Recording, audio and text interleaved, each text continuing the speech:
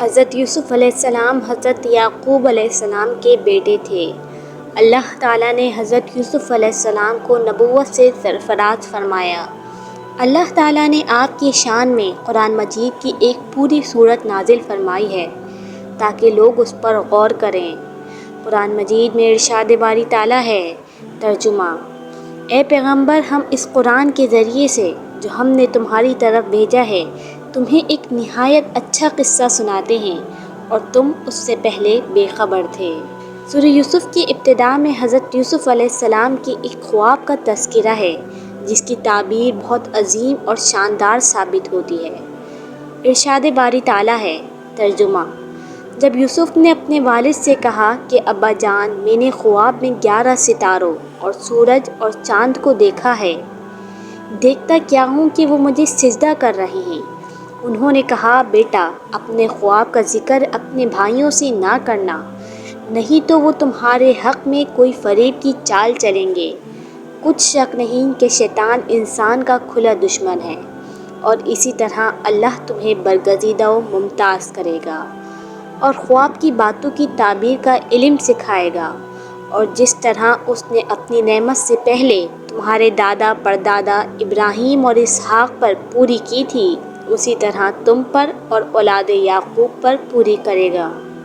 بے شک تمہارا پروردگار سب کچھ جاننے والا اور حکمت والا ہے۔ مفسرین فرماتے ہیں کہ حضرت یوسف علیہ السلام نے بچپن میں خواب دیکھا کہ 11 ستارے اور سورج اور چاند آپ کو سجدہ کرتے ہیں۔ 11 ستاروں سے مراد آپ کے 11 بھائی تھے اور سورج اور چاند سے مراد آپ کے والدین۔ حضرت یوسف علیہ السلام نے خواب دیکھ کر خوف محسوس کیا، اس لیے نیند سے بیدار ہو کر اپنے والد محترم کو یہ خواب سنایا۔ آپ کے والد حضرت یعقوب علیہ السلام سمجھ گئے کہ آپ کو دنیا اور آخرت میں بلند مقام و مرتبہ حاصل ہونے والا ہے، جس کی وجہ سے آپ کے بھائی اور والدین بھی آپ کے سامنے جھک جائیں گے۔ والد نے آپ کو حکم دیا کہ اپنے بھائیوں کو خواب نہ سنائیں تاکہ وہ لوگ حسد نہ کریں اور مکر و فریب کے ذریعے سے آپ کو نقصان پہنچانے کی کوشش نہ کریں۔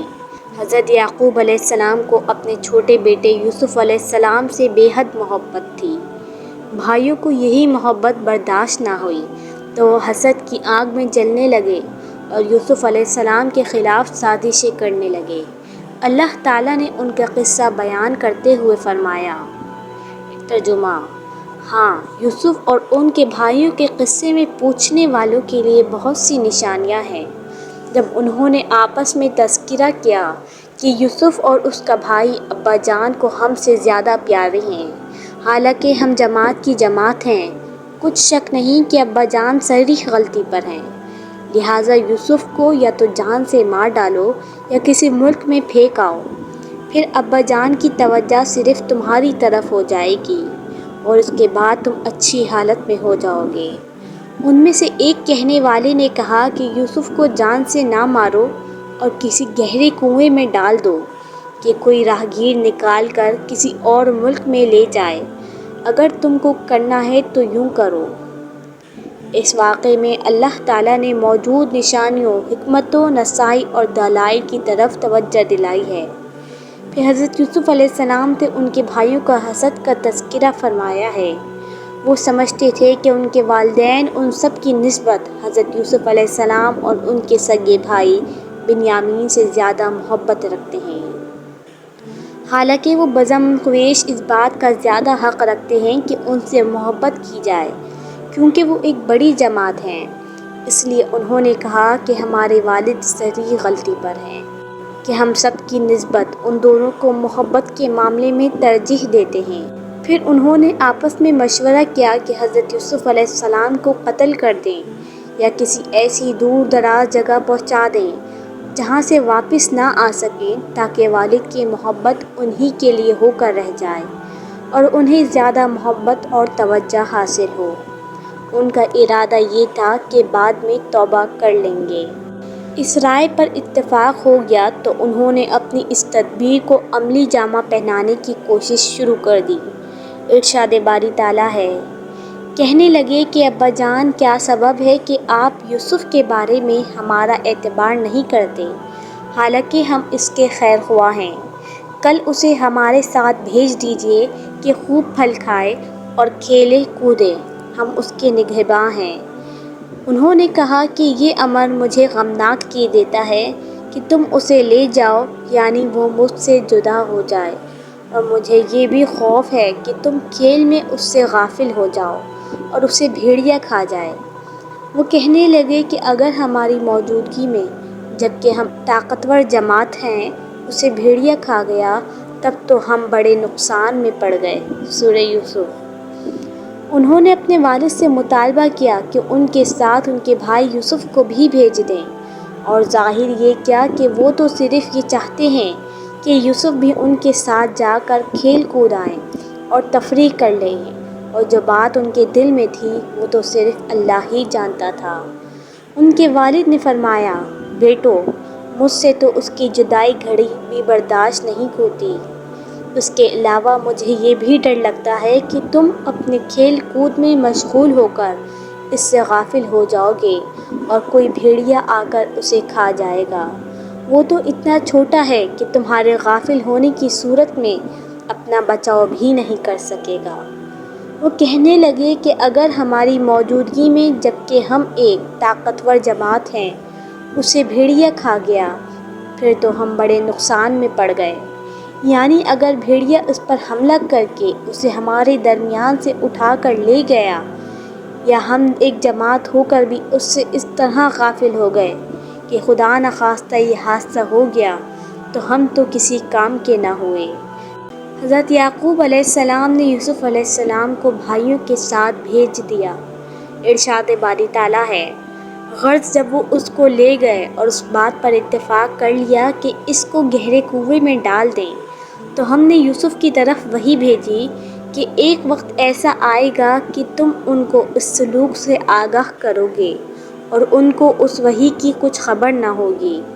یہ حرکت کر کے وہ رات کو باپ کے پاس روتے ہوئے آئے اور کہنے لگے کہ ابا جان، ہم تو دوڑنے اور ایک دوسرے سے آگے نکلنے میں مصروف ہو گئے اور یوسف کو اپنے سامان کے پاس چھوڑ گئے تو اسے بھیڑیا کھا گیا، اور آپ ہماری بات کو خواہ ہم سچ ہی کہیں مانیں گے نہیں۔ اور وہ ان کے کرتے پر جھوٹ موٹ کا خون بھی لگا لائے۔ یعقوب علیہ السلام نے کہا کہ حقیقت حال یوں نہیں ہے، بلکہ تم اپنے دل سے یہ بات بنا لائے ہو۔ اچھا، صبر کہ وہی خوب ہے، اور جو تم بیان کرتے ہو اس کے بارے میں اللہ ہی سے مدد مطلوب ہے۔ سورہ یوسف۔ وہ لوگ اپنے والد گرامی سے اصرار کرتے رہے، حتیٰ کہ انہوں نے یوسف علیہ السلام کو ساتھ لے جانے کی اجازت دے دی۔ انہوں نے پختہ فیصلہ کر لیا کہ آپ کو کنویں کی گہرائی میں اس کے درمیان پڑے ہوئے اس بڑے پتھر پر پھینک دیں گے جسے راؤنا کہتے تھے۔ جب کنویں میں پانی کم ہو جاتا تو ایک آدمی کنویں میں اتر کر اس پتھر پر کھڑا ہو جاتا اور ڈول میں خود پانی بھرتا تھا۔ باہر کھڑا ہوا دوسرا آدمی رسی کے ذریعے سے ڈول کھینچ لیتا تھا۔ جب انہوں نے آپ کو کنویں میں پھینک دیا تو اللہ تعالیٰ نے آپ کی طرف وحی نازل فرمائی کہ آپ جس مصیبت میں گرفتار ہو گئے ہیں اس سے آپ کو ضرور نجات ملے گی۔ آپ اس وقت بھائیوں کو ان کے کرتوت یاد دلائیں گے جب آپ کو عزت و اقتدار حاصل ہوگا، اور یہ لوگ آپ کے محتاج بھی ہوں گے اور آپ سے خوف زدہ بھی، اور انہیں معلوم نہیں ہوگا۔ جب وہ آپ کو کنویں میں ڈال کر چل دیے تو آپ کی قمیض لے کر اسے خون آلود کر دیا، اور عشاء کے وقت جب والد کے پاس لوٹے تو اپنی بھائی کی مذمومہ ہلاکت پر رو رہے تھے۔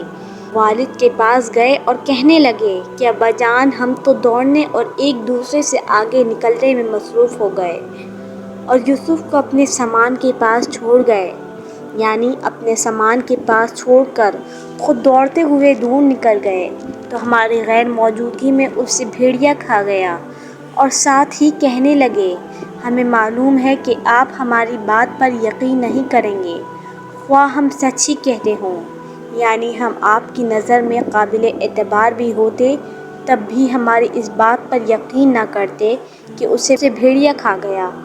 اب جب کہ ہم لوگ آپ کی نظر میں مشکوک ہیں تو آپ ہم پر کیسے یقین کریں گے؟ آپ نے یہ خطرہ پہلے ہی ظاہر کیا تھا کہ اسے بھیڑیا کھا جائے گا، اور ہم نے آپ کو ضمانت دی تھی کہ ایسا نہیں ہوگا، کیونکہ ہم بہت زیادہ افراد اس کے ارد گرد موجود ہوں گے۔ آپ نے تب بھی ہم پر اعتبار نہیں کیا تھا، لہٰذا موجودہ صورتحال میں ہمیں سچا نہ سمجھنے میں آپ واقعی معذور ہیں۔ اور وہ اپنے جھوٹ پر پردہ ڈالنے کے لیے یوسف علیہ السلام کے کرتے پر لہو بھی لگا لائے۔ یہ جھوٹ موٹ کا خون تھا، کیونکہ انہوں نے ایک میمنہ لے کر ذبح کیا تھا، اور اس کا خون یوسف علیہ السلام کی قمیص پر لگا کر یہ باور کرانا چاہا تھا کہ یوسف کو بھیڑیے نے کھایا ہے۔ ارشاد باری تعالیٰ ہے، ترجمہ: اور ایک قافلہ آیا اور انہوں نے پانی کے لیے اپنا سقا پانی لانے والا بھیجا۔ اس نے کنویں میں ڈول لٹکایا تو یوسف علیہ السلام اس سے لٹک گئے۔ وہ بولا، زہے قسمت، یہ تو نہایت حسین لڑکا ہے، اور اس کو قیمتی سرمایہ سمجھ کر چھپا لیا، اور جو کچھ وہ کرتے تھے اللہ کو سب معلوم تھا، اور انہوں نے اس کو تھوڑی سی قیمت یعنی چند درہموں کے عوض بیچ ڈالا، اور انہیں ان کے بارے میں کچھ لالچ بھی نہ تھا۔ اور مصر میں جس شخص نے اس کو خریدا، اس نے اپنی بیوی سے کہا کہ اس کو عزت و اکرام سے رکھو، بعید نہیں کہ یہ ہمیں فائدہ دے یا ہم اسے بیٹا بنا لیں۔ اس طرح ہم نے یوسف کو سرزمین مصر میں جگہ دی، اور غرض یہ تھی کہ ہم ان کو باتوں خوابوں کی تعبیر سکھائیں، اور اللہ اپنے کام پر غالب ہے، لیکن اکثر لوگ نہیں جانتے۔ اور جب وہ اپنی جوانی کو پہنچے تو ہم نے ان کو دانائی اور علم بخشا، اور نیکوکاروں کو ہم اسی طرح بدلہ دیا کرتے ہیں۔ اس مقام پر اللہ تعالیٰ بیان فرما رہا ہے کہ جب یوسف علیہ السلام کو کنویں میں ڈال دیا گیا تو کیا ہوا۔ آپ بیٹھے اللہ کی مدد اور رحمت کا انتظار فرما رہے تھے۔ یہ قافلہ آ گیا۔ اہل کتاب کہتے ہیں، قافلے والوں کا سامان تجارت پستہ صنوبر اور بطن پستہ سے ملتا جلتا ایک پھل پر مشتمل تھا۔ انہوں نے کنویں سے پانی لانے کے لیے ایک آدمی بھیجا۔ جب اس نے کنویں میں ڈول لٹکایا تو یوسف علیہ السلام اس سے لٹک گئے۔ جب اس آدمی نے آپ کو دیکھا تو بولا، میرے لیے خوشخبری ہے کہ یہ ایک لڑکا ہے، یعنی انہوں نے ظاہر کیا کہ ان کے سامان تجارت میں یہ غلام بھی شامل ہے، اور جو کچھ وہ کرتے تھے اللہ کو سب معلوم تھا۔